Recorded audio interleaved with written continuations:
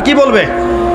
ইয়া লাইতানি, একটা কি, ইয়া লাইতানি ইত্তাখাযতু মা'আর রাসূলি সাবিলা, হায় আমার দুর্ভাগ্য যদি আমি সারা জীবন রাসূলের পথ অনুসরণ করতাম। ইয়া ওয়াইলাতা লাইতানি লাম আত্তাখিয ফুলালান খলিলা, হায় আমার পোড়া কপাল যদি আমি অমুককে আমার আদর্শ হিসেবে গ্রহণ না করতাম। এই আফসোস কে করবে? যে পৃথিবীতে মুহাম্মদ সাল্লাল্লাহু আলাইহি ওয়াসাল্লামকে আদর্শ হিসেবে গ্রহণ করে নাই। যে গ্রহণ করেছে ইনশাআল্লাহ তাআলা সে কবরে অ্যানসার করতে পারবে সে আল্লাহর রাসূল, আমি তার উম্মাহ ছিলাম ইনশাআল্লাহ তাআলা। আর কবরের প্রশ্নের উত্তর না দিতে পারলে কেউ কি জান্নাতে যেতে পারবে?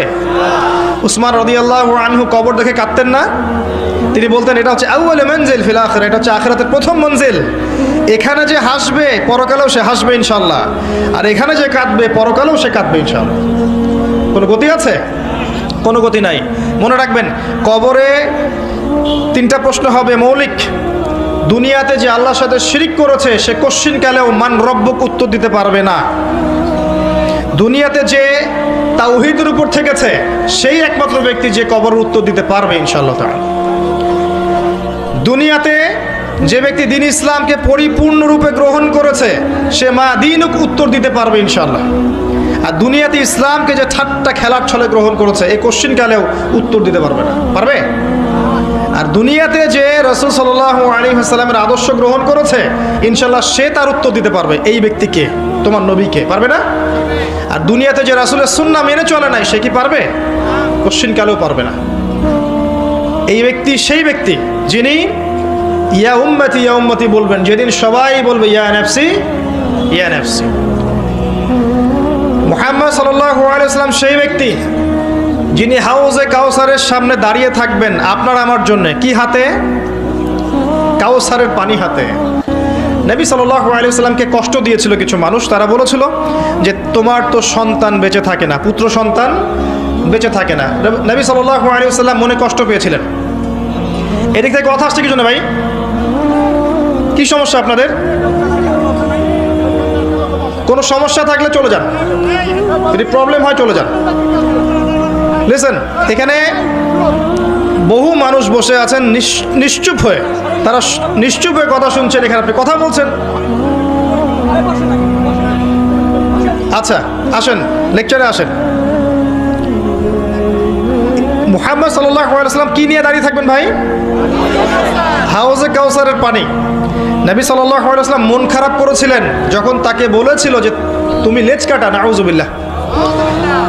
আমাদের নবী এমন একজন ব্যক্তি ছিলেন যিনি মনে কষ্ট পেলে আল্লাহ পাক শুনে ফেলতেন না? তিনি মনে কষ্ট পেলেও আল্লাহ পাক তার পক্ষে আয়াত নাজিল করতেন। তিনি আকাশের দিকে মুখ তুলে তাকাচ্ছিলেন, মনে মনে ইচ্ছা করছিলেন যদি কিবলাটা পরিবর্তন হতো, যদি বাইতুল মাকদাসের দিকে না মুখ করে আমাকে কাবার ঘরে মুখ করার অনুমতি দেওয়া হতো। আল্লাহ মনের কথা শুনে ফেললেন। আল্লাহ পাক বললেন ফাওয়াল্লি ওয়াজহাকা শাতরাল মসজিদিল হারাম, তোমার চেহারাকে মসজিদুল হারামের দিকে ঘোরাও। কিবলা চেঞ্জ হয়ে গেল। আমাদের নবী সাল্লাল্লাহু আলাইহি ওয়াসাল্লাম বাসায় ছিলেন, বাইরে থেকে কিছু বেদুইন তাকে ডাকছিল, ইয়া মুহাম্মদ ইয়া মুহাম্মদ আখরিজ ইলাইনা, আমাদের দিকে আসেন, আমাদের দিকে আসেন। একটু জোরে কথা বলছিল। আল্লাহ পাক আয়াত নাজিল করেছে, সূরা হুজুরাত পড়ে দেখবেন। যখন তিনি বাসায় থাকবেন তখন তোমাদের জন্য উচিত ছিল সবর করা, এটাই তোমাদের জন্য কল্যাণকর ছিল। আল্লাহ সহ্য করেন না নবীর মনের কষ্ট, সহ্য করেন। যখন তারা বলল যে তোমার তো সন্তান বাঁচে না, আল্লাহ পাক আয়াত নাজিল করলেন ইন্না আতাইনাকাল কাউসার, হে নবী আপনি কষ্ট পায়েন না, আমি তো আপনাকে কাউসার প্রদান করেছি। কি দিয়েছি?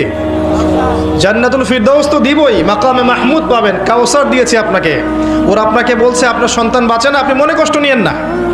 ফাসাল্লি লিরাব্বিকা ওয়ানহার, বরং আপনি আপনার রবের জন্য সালাত পড়েন এবং স্যাক্রিফাইস করেন, কুরবানি করেন। ইন্না শানিয়াকা হুয়াল আবতার, আপনার শত্রু যারা এরা নির্বংশ হয়ে থাকবে, লেজ কাটা হয়ে থাকবে। কারণ আপনি হকের উপর আছেন। আজকের যুগেও যে বা যারাই হকের উপর থাকবে, যত মানুষ মিলে ওর চারপাশে শত্রুতা করুক না কেন, ধুলার মতো উড়ে যাবে ইনশাআল্লাহ তাআলা।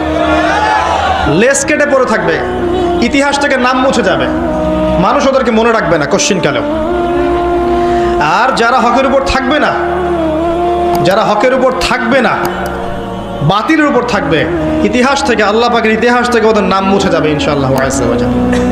তো মুহাম্মদ সাল্লাল্লাহু আলাইহি ওয়াসাল্লাম হাউজে কাউসারের সেই পানি নিয়ে আপনার সামনে দাঁড়িয়ে থাকবেন এবং উম্মাহ তার কাছে যাবে ওই দিন পিপাসা থাকবে না ভাই?